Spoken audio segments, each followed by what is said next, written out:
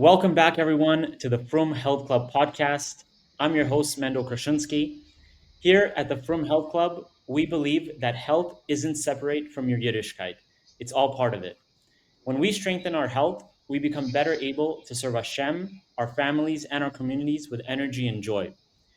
Today, we are privileged to welcome a truly extraordinary guest, Dovid Yerushalmi. Dovid is a proud Chabad Chossid, husband, father, and grandfather, as well as an accomplished attorney. Alongside these roles, he has also become a world-class endurance athlete. At the age of 69, he has completed 8 half-Ironmans and 6 full Ironmans, winning his age division in seven of them. And right now, Dovid is in Nice, France, preparing to compete in the Ironman World Championships. His journey is one of discipline, faith, and resilience. While most people slow down with age, Dovid has shown that with the right mindset, commitment, and determination, we can continue to grow stronger both physically and spiritually. Dovid, it's an honor to welcome you to the From Health Club podcast. Well, thank you, Mendel. I'm honored to be on following my dear friend, Dr. Ruby Minkowitz's appearance on your inaugural podcast. And a dear friend and great doctor, a super chassid, and a real athlete. So I'm very honored. And a good Yom Tov for Chayol, the Yom Haledes of Shnei HaGedolos, Ha'Ma'oros HaGedolim. Yes. Good Yom Tov. Wonderful. So if we can start, David, if you can start by sharing a bit about your background and your story, as well as how did this journey start? Well, if we kind of start high altitude, my parents were always involved in athletics at some level. I mean, I grew up in Sarasota, Florida, went to yeshiva in Miami, then later on to Morristown. But in that process of growing up in a beach community in Florida, and then in Miami, we always ran. I was in the water, not competing in a swim team, but always doing endurance swimming, water skiing, scuba diving, surfing, whatever it was. If we had free time, rather than play organized sports, which required games on Shabbos or training, we would be out in the water. So that was kind of the way I grew up. My parents both liked jogging and running before it was even popular. And my mother, God rest her soul, would wake up at 4 a.m. so she could have her tznius and run along the beach. And I used to run a lot with my father, God rest his soul. And so I always grew up running and swimming. And then when I got to be about 17 or 18 and running, I developed shin splints, which is a problem runners can get. It's kind of a weakness of the shin. And a podiatrist told me I should start biking with shoe clips. This was before we had the clamps on bicycle pedals. And that upward pull on the pedal would strengthen my shin. I started biking. And when I was in law school back in the early 1980s, 81, 82, 83, I heard about this thing of triathlons and the Ironman in Hawaii. And the Ironman in Hawaii has always been, and that's the formal world championship up until COVID, always on Shabbos. So it was something I would hear about, read about, but could never compete. But I heard about these shorter triathlons they had. And when I was in Arizona finishing law school and starting my law practice as a young lawyer, I signed up for a few thinking, well, I swim all the time, I run all the time, and I bike somewhat. And it turned out when I put all three of them together, I was pretty good.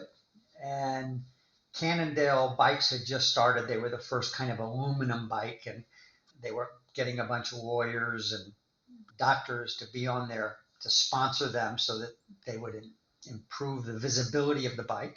So I rode with Cannondale for a while and rode their bike when I competed and enjoyed it tremendously.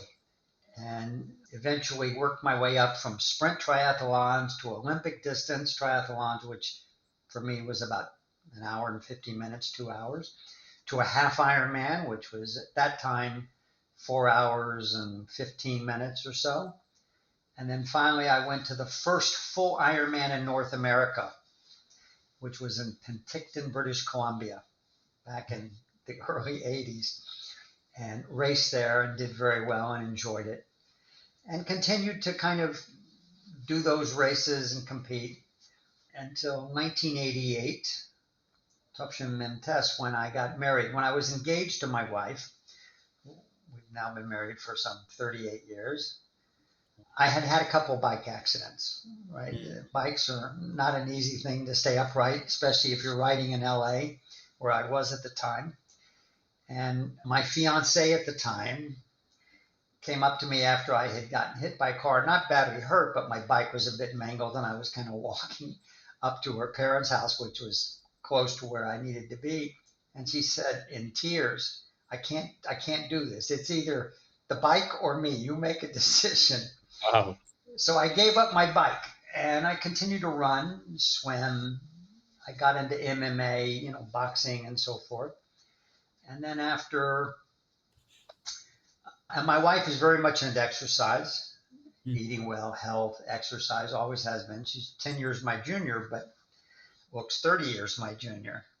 And finally, when I was about, I guess I was 63, 62, something like that, I said, look, we've been married for over 30 years. I've been a very good husband. Now I'm a Zadie. Actually, I wasn't a Zadie back then. I'm jumping the gun a bit, but I was a very good husband, raised two good kids, great children.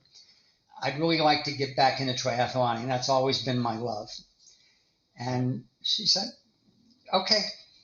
And notwithstanding some bad accidents since then, a broken foot, etc., she stayed with me, supported me, and she's now here in Nice as my one-person cheering section. Wow. Wow. That's incredible. That's really incredible. Definitely also an amazing Shalom Bayis lesson for everyone listening. So yeah, that's beautiful. So Well, I let me wanted just say that's an interesting point. I apologize for interrupting, but that's one of the things that athletes tend to get into is a kind of obsession, right? So, and especially endurance athletes, if you're competing or you're very much in endurance sport, you want to continue to press the envelope, you want to push yourself, you want to stay focused, and so when you have outside or extrinsic factors, you have to know what's important. And thankfully, as a young man, because young men sometimes don't, when it was between the bicycle and my wife, it wasn't a hard choice because it took me about 10 years to find my special beshert. And I wasn't about to let that one go. So the bike was easy to get rid of. Yeah. Wow. Wow. Yeah. No, that's beautiful. If you could share what has been one of the most memorable Ironman stories that you've had. So I would probably say there were two series of stories. So when I decided to get back into triathloning, I think I was 61 or 62, and my wife gave me permission. I turned to a local LA team that actually has subscribers all over the world, Tower 26. And they started as kind of a swim triathlon team to teach typically non-swimmers, triathletes in the old days, and even today, come from running or bike backgrounds, but they're oftentimes not good swimmers. So they're adult onset swimmers and they have to learn. So I joined them because they did have a full triathlon team, and found my current coach, Coach Jim Levinsky, who's a sweetheart of a guy. Started training, and then about a year later, I decided to compete. So I did a half-Ironman, and it was the hardest thing I've ever done. My back tightened up. I ran it has a half marathon at the end, half Ironman. So I ran the last 4 miles bent over at 90 degrees because my back was so twisted out of shape. And I came in 7th or something. The next half Ironman I did just a few months later, having learned a lot about nutrition, stretching, all the things that we do, I won that race. or came in second, one of the two. The second series was racing in Wisconsin, a full Ironman, my first full Ironman. The same year, I did 2 halves, and I was going to do 2 fulls. And again, on the marathon, I was just dying. Wow. I hadn't run a marathon since I was 17, 18 years old. Wow. And doing that after 2.4 mile swim and 112 mile bike with a fair amount of climbing, I just wasn't really prepared. I finished, I think I was 4th or so, but felt like someone had put me through a gauntlet. The next race, a month and a half later in Arizona, 10 hours and 40 minutes, came in second, right behind first place. And it was a totally different experience. And I note those two because the ability to go from the worst pain that you've experienced in your life to that point to what is an exhilarating race, both athletically and having won or come in second, been on the podium, and knowing that if you focus on the process and you do the things you're supposed to do on a daily basis, keep your mind on the target, you're going to have success, God willing. So that was for me exhilarating. It was one of those life lessons that says everything that we know and everything we're taught in Hasidus, everything we know just by experience becomes manifest. And when that happens, even at the time 63 years of age, it's an epiphany, as it were. Wow. Wow. Wow. Very, very inspirational, to say the least. For some of our viewers, they may not be fully, aware of what goes into training for an Ironman. Could you just share with us, a week of training, or what goes into a training, especially now preparing for the World Championships that you actually had to qualify, right? Right. Yeah. So keep in mind the race is a 2.4 mile swim, sometimes in a lake, sometimes in a river. This one will be in the Mediterranean Sea off the coast of Nice, the French Riviera, and which I like to keep repeating. I'm not sure why, but I do. It's a 112 mile bike in the Maritime Alps. So we have Wow. over 8,000 feet of climbing, which Wow. is massive, over 112 miles. Wow. And then you have a marathon. This one is relatively flat. It's along the promenade, along the beach there. So that's a lot. And you do it one after the other. And, some people do half-Ironmans and Ironmans to finish. Some people do it to improve on the last time. I do it to win. My goal when I race is to apply what I've trained with to win, and certainly to be on the podium. But if I'm not on the top step, I'm looking for the next race that I can get there again. So swimming wise, I will swim probably 3 times a week on average, sometimes a bit more, sometimes a bit less. And I'll swim on average 3,500 yards to 4,000. So an hour to 45 minutes to an hour of solid swimming. So that might be an hour and 15-minute or hour and a half session, but that's the swimming. And that's essentially 2 to 2.5 miles of swimming a week. Biking, I will ride typically long on Sunday, oftentimes with Ruby Minkowitz. And on those rides, it can be anywhere from 60 to 110 miles with climbing in the canyons or up the mountains in Southern California. And during the rest of the week, I'll have another 2 or 3 30 to 40 mile sessions. So I average probably about 180 miles when I'm getting race ready. And then running wise, again, when I'm getting race ready, probably 30 to 40 miles a week.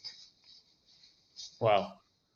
Wow. And in terms of like nutrition, what of course I'm sure it plays a huge role, as well as recovery, sleep. What can you share about those aspects as well? How much Well, do they play? I'm going to start with sleep because Mm-hmm. especially as you get older, but even as young people, one of the things that I ignored in my early athletic period of my life, and even until I joined Tower 26 and really started drilling down on what's necessary, I lived on 4 hours sleep a night, right? Because you're a busy lawyer, you're exercising, you're learning, you're spending time with family, you're raising young children, and it was typical for me. But that lack of sleep will cause increased cortisol, which is a problem with inflammation, and all kinds of problems. Sleep Hmm. is one of the most important aspects. Getting at least a solid 6 to 8 hours of good sleep is important. So that's number one. Number two, eating well.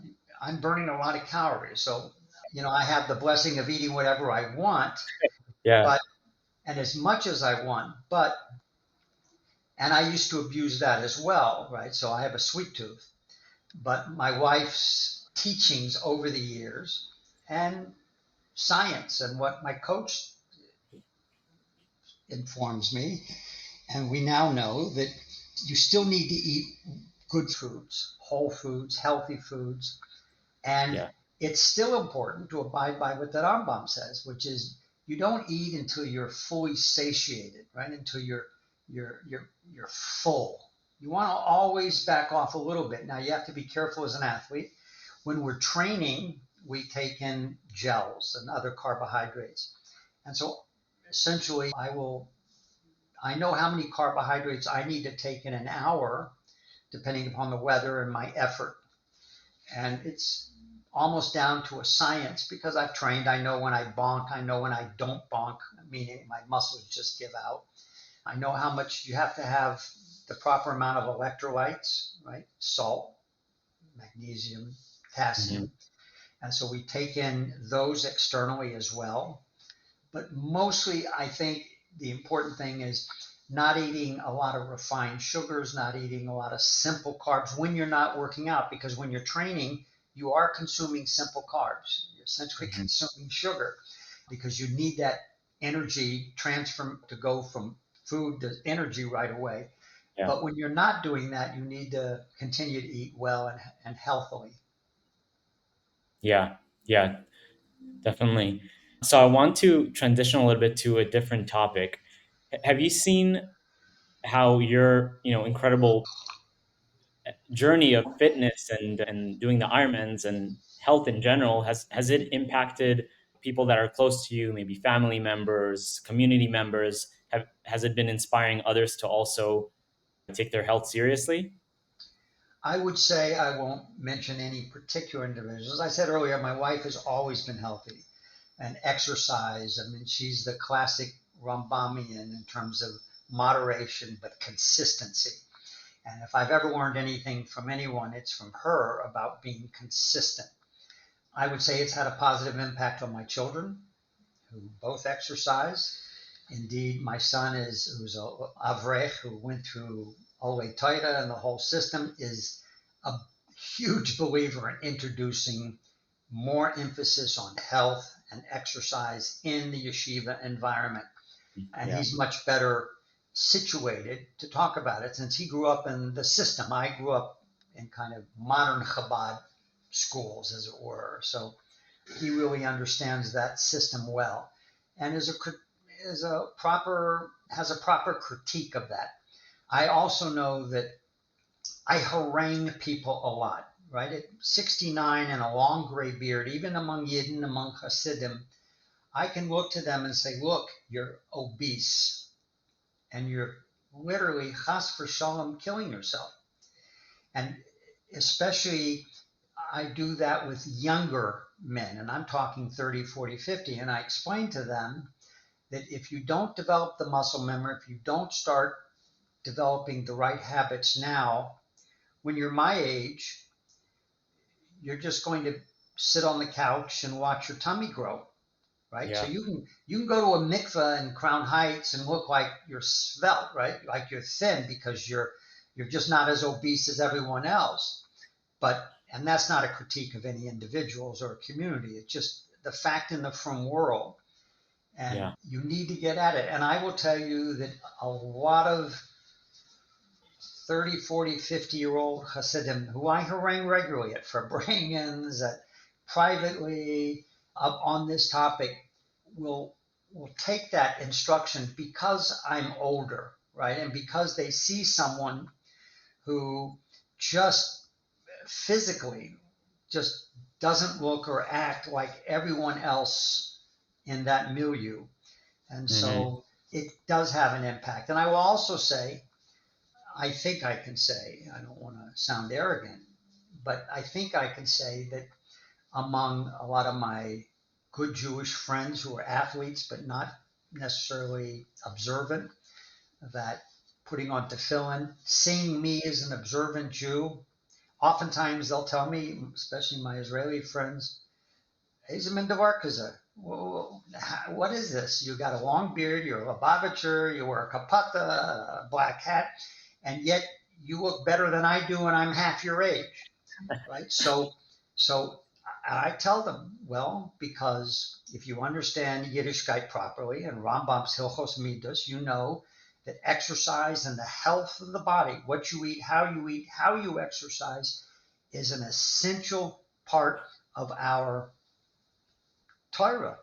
And the Yeah. Lubavitch Rebbe speaks about the need to take care of the physical goof. In fact, my wife and I were just looking at a mimer when we first got to Nice from the Rebbe, where the Rebbe talks about the very fact that the Gemara insists that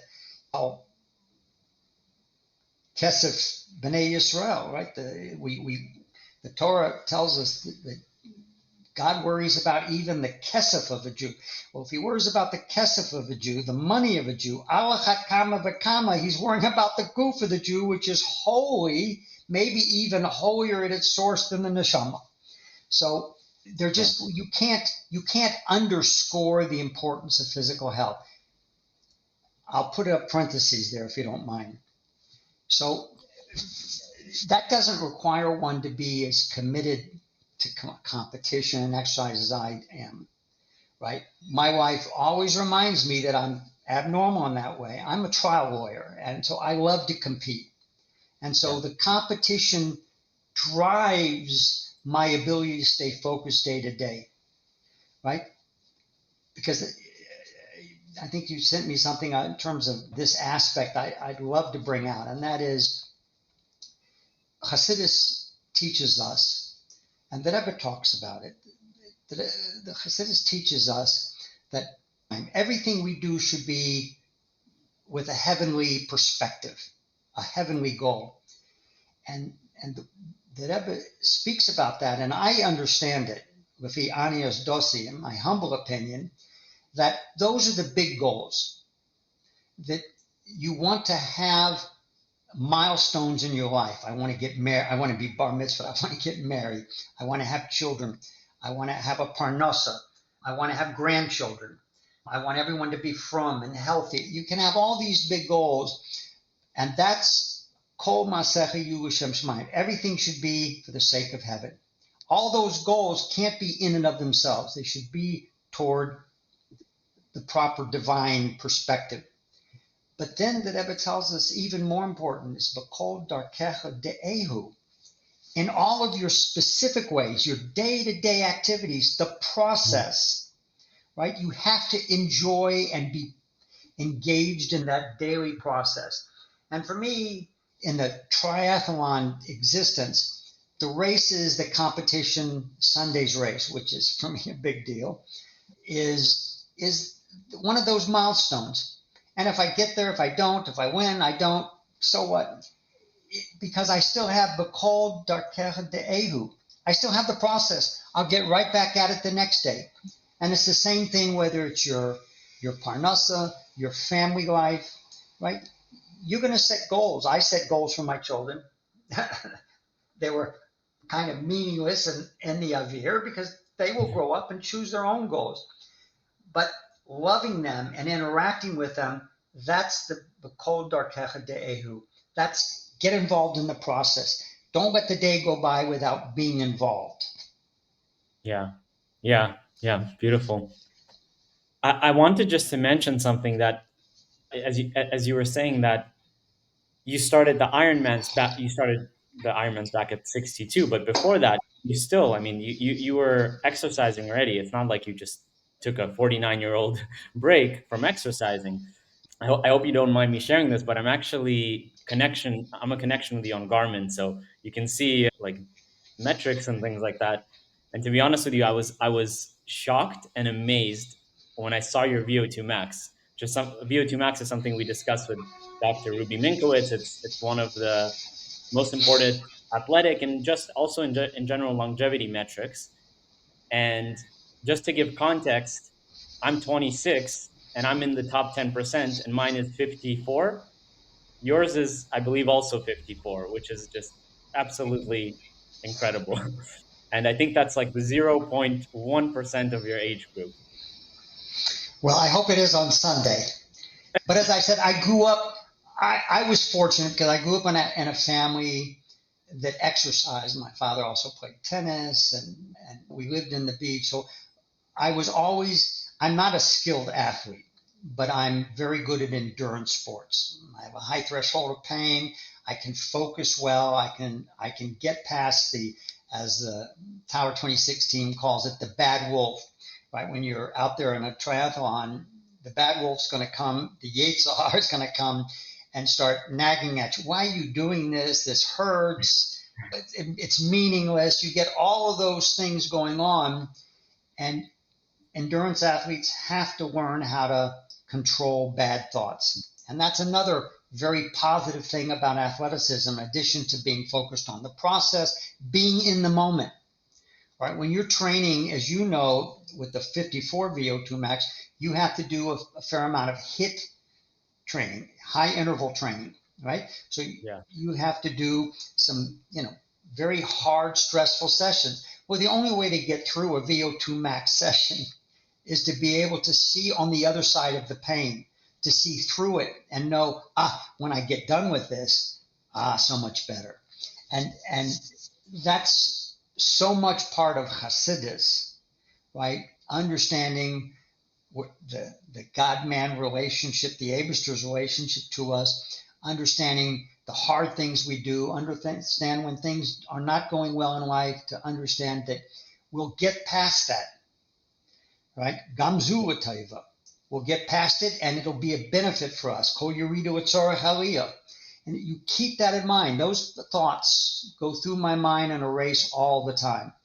But I've had that background. But I will tell you honestly that there was a period we lived in Israel for 20 some odd years. And then we made Aliyah soon after we were married. And then because of my work after 9/11, I came back and was in New York and Washington, D.C. But we moved to Crown Heights so our children could get an education. And there was about a 10-year period there where I was not exercising regularly. I was too busy with the kind of post 9/11 issues that I deal with at work, traveling, building my law practice, doing things of that sort, and living in an environment that exercise was simply not emphasized. Yeah. And got out of shape, gained a fair amount of weight. I was still the best shape guy in the mikvah, but that doesn't mean anything. As I said before, it was easy to tell myself, "Oh, you're still fine," but I was Environment, yeah.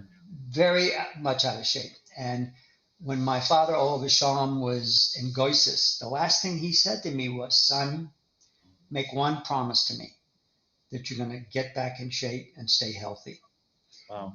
And I was, I think, 58, 59 at the time. And I made my commitment to him and I turned things around. Because I made that commitment, I started back to my regular exercise, not just every now and then, and got the triathlon bug again. And thankfully, my wife is loving and tolerant enough of me that she said yes. Yeah. Yeah. Baruch Hashem. Wow. Wow. Amazing. So you mentioned that health and it's not just a Frum community problem. Overall, I believe only 8% of the American population gets enough exercise. So it's definitely not a Frum problem in itself, but we do see that within the Frum community, it's not emphasized at all, really, and that's exactly why this group was created. The podcast was created to spread the message and to bring awareness of the importance of it. I think I shared with you in our family. Unfortunately, my father, he passed away at 38 from a preventable disease. So I've seen in myself how, unfortunately, neglecting your health can lead to just tragedy. So why do you think that in the Frum community it's not being so emphasized as we would want? Well, I think that's sociologically and historically a fairly easy question, right? Mm-hmm. So the Yidden who came from the Pales of Russia, from Europe, and even the non-Frum ones, but I'm talking about the Frum ones especially. They were surviving in a shtetl, Yeah. the pogroms. The last thing, and by the way, just sociologically, people didn't think about exercise, right? And we also were not typically farmers Mm-hmm. or heavy laborers. There were some, but mostly merchants and what have you. That's And, right. daily life was tough. So there was a certain amount of exercise, but it wasn't emphasized. People didn't know about health. They come to the United States. The health and exercise movement really was just beginning when I was a young boy and my parents would jog. I just remember my mother would jog at 4 in the morning because of sneeze, and my father on the beach when no one was out. When my father and I would run in the midday or whenever he could, he was a surgeon. Whenever he could make time with me and we'd run, people looked at us like we were nuts. Right? This was in the late 60s, 70s. So the whole exercise, health, movement, even in the United States, didn't really begin to take shape till the 80s or 90s. Began in the 70s, but really took shape. Well, we from Yidden were buried in Sfarim, as we should be, Yeah. right? And we didn't have the TV on. We shouldn't have had a TV on. We weren't reading sports magazines. We were studying Gemara, Hasidus, right? And Yeah. and even if we were studying Rambam, which, by the way, keep in mind again that the Shulchan Aruch doesn't talk about the matters that the Rambam speaks about. And Mm-hmm. it was really the Rebbe who emphasized learning Rambam daily, right? So there you finally open up a Sefer Kadosh that says, wow, you're supposed to get up every morning and before you eat, you're supposed to exercise so much yagia that your body is red, you're sweating, you're hot, you Yeah. really worked out, and Yeah. not eat a lot, right? You don't eat to satiation. And and he says the most important things you can do are exercise and not eating to full satiation. And that's true today. So, and especially today where everything is about big things, right? Big coats and big this and big l'chaims and what have you. So I look, that part of it's easy to answer in my view, sociologically, historically, and the fact that we're urbanites is in the main. The harder question is how do we now reform that? I think this podcast is eminently important, and I would spell eminently with an E and an I, meaning it's in our face, it's timely and important, and it's important, eminence, right? So because this is one way that people will now tune in if they want to. They'll hear this message from Dr. Minkowitz, from me, from others, from you, and they'll decide. It won't be pushed on them, right? Yeah. But there ought to be those like my son, who's young enough and in the system, was in the system, that need to be thinking about how do we integrate a more holistic Torah view, and especially, and I know this is to the Frum community and maybe not all the Bavitchers, but the Rebbe has emphasized over the years the importance of the physical. The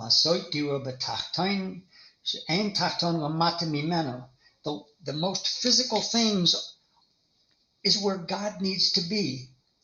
And our physical bodies, there's nothing that's not holy about them, for goodness sakes.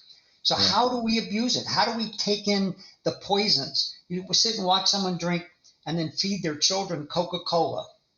And Yeah. then the children go wild because they have a sugar high. This is the lesson my wife teaches. I mean, she's a marriage and family counselor. People come to her all the time. I can't control my wife. I can't control my kids. Well, what are you eating? How are you sleep? Are you davening, building a kli? And well, my kids have cereal. What kind of cereal? Well, it's nothing but sugar. So the first thing they have in the morning is sugar. Then they have Coca-Cola, and they wonder why the kids are bouncing off and then falling asleep and being lazy the next minute.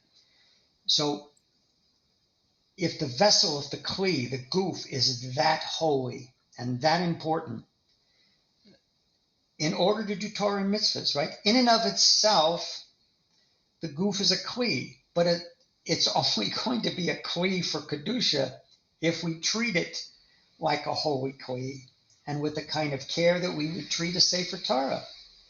Yeah. Yeah. Yeah. I couldn't agree more. So I want to transition a little bit about balance and time. There's a lot of group members that ask me this question and private message me about this, about time. And from people, we do definitely have a busy life within Torah study, parnasa, family, community life, and some are sharing with me that it's just very difficult to balance things. So how do you personally balance so much, and what would you recommend to people trying to prioritize health and to fit it into their schedule? Okay, so I'm not Dr. Uvi Minkowitz, who has a wonderful bedside manner. I'm a hard-nosed litigator. So I'm just going to say what I would normally say. That's nonsense. You have plenty of time. The problem is you waste too much time.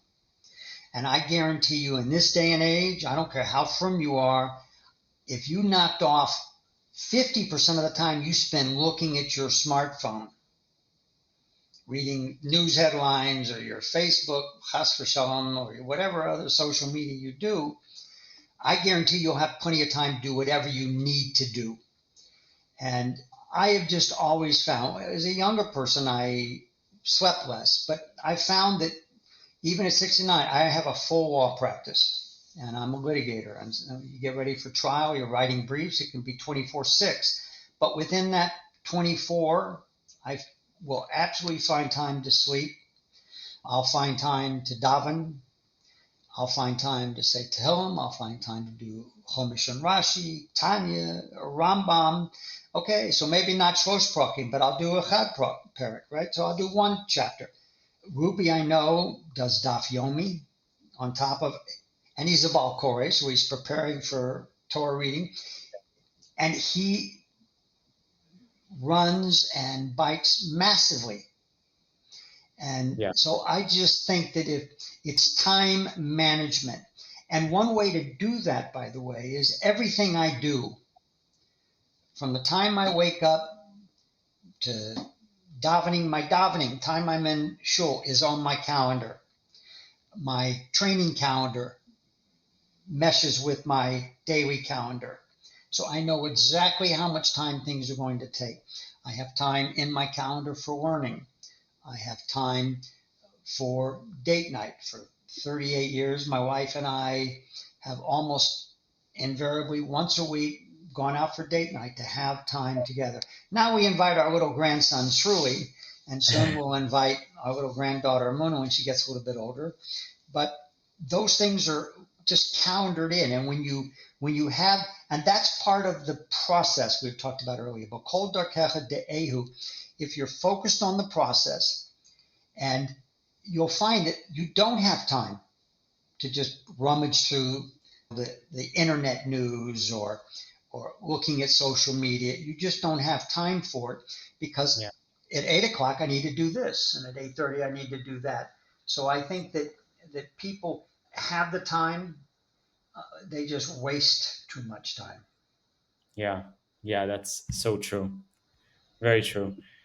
So I also just wanted to emphasize like what you mentioned about your parents. Your parents, as you mentioned, have been or were incredible role models for you, and that's also something for I think people to start to understand is that if you're going to be living a healthy lifestyle, you're giving your kids the greatest gift. They're seeing a role model, and that's going to impact their life in ways that I think is tremendously important.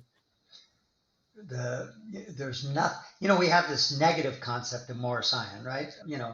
Doing something in public, it maybe not be wrong, might not be an isser, but lo naim, it's not proper for a firm yid to do, right? But we also have this more positive aspect of a dugma chaya.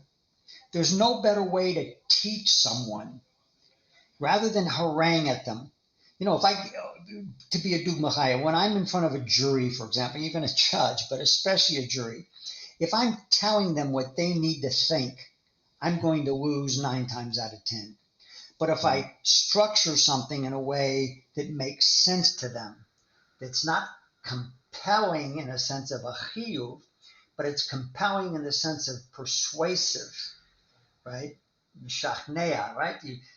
If you can persuade someone that way, and there's no better persuasive way than being a dugma chaya. And I will tell you that when I spoke about my influence on young from Yidden and on non-religious, very athletic Yidden, it's that. Because and I don't mean to say this with hubris, but all it takes is to see me in kind of athletic mode and then see the white beard and see the age, and you're going to be asking yourself if he can do it. And I'm not a great athlete, as I said. I do endurance, but all that means is I put in the time and the focus and the dedication. I wasn't born with great DNA in that sense. I've worked at it. And that means that you can do it and you can do it. But if I tell you, granted, I do harangue a lot of my good friends, but I do it out of love and they know that. But for many people that I know, I've had an impact in their lives because they've told me, you're an inspiration. So that in and of itself, I think is as you point out, for your children, your family, and for Yidden, Avos Yisrael, be a dugma chaya. Yeah, definitely. Wow. Okay, so it's really been a pleasure speaking with you, and your story is beyond inspirational.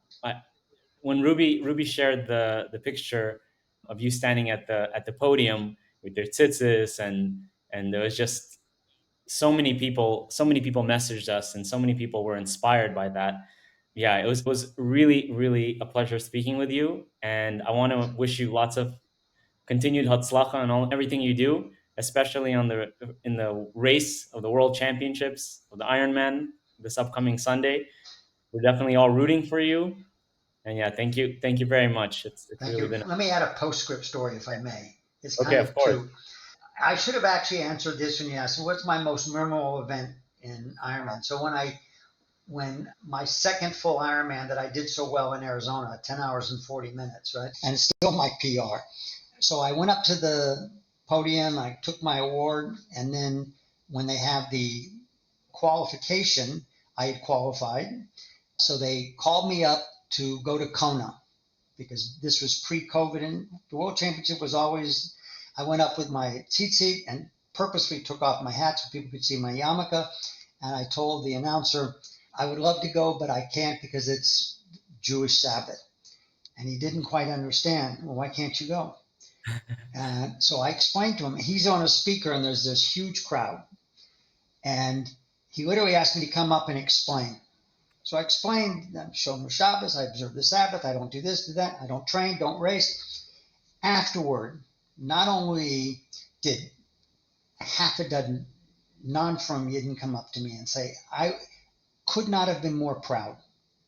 Non-Shabbos observing Yidden, and how many Noitzrim, how many Goyim came up and said, what a splendid thing. And I've never been able to race the World Championship. I've qualified ever since I've been back, but I've never been able to race. And Wow. then So this is the first one, the first pardon World me? Championship. This is the Yeah, first World Championship. Wow. yeah. Wow. Actually, after COVID, they split. And so men would race one year in Hawaii and then the next year in Nice.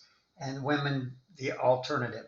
So the first year for men to race on Sunday in Nice came in 2023. So I arrived here 3 weeks early. My family's going to fly in, and we're going to go to Eretz Yisrael for the Yom Tovim. And the first day here, I went out for a jog, rolled my ankle, and broke my foot.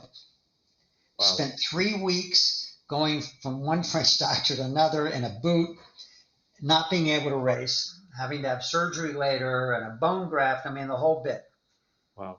So the next year, men were now in 24. They were racing in Kona, Hawaii on Shabbos. That was out. 2025, men are going back this year to Nice. So I say, great. Okay, I'll race every other year. What do they announce? Hawaii, the Ironman company announces that because of popular demand, we're moving everything after this year back to Kona. There will no longer be a world championship in Nice. So this is my last opportunity to race the world championship. So it's meaningful to me. And I'm 69, so I'll be racing against the youngsters in my age group of 65, 66. So this will be a test. Wow. That is incredible. Wow. Again, we Thank are you. all, the whole From Club is definitely rooting for you. And I'm wishing you all the best. And again, thank you very, very much for Thank you this. very much. Thank you for developing this podcast. It's, as I said, eminently important. Thank you. Thank you. Thank you so much for that.